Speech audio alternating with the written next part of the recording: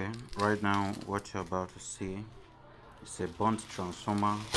Okay, used for Wafidel 800, the modern type.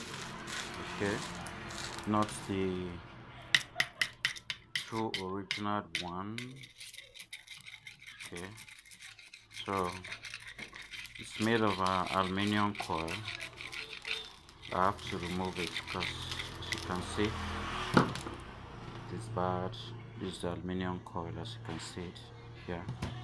Okay, let's remove this one too. This primary.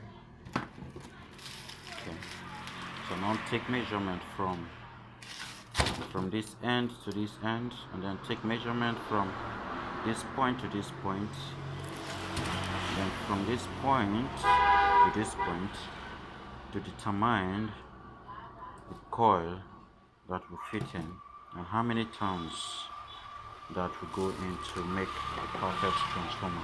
Okay, so I'll be updating you on how it goes.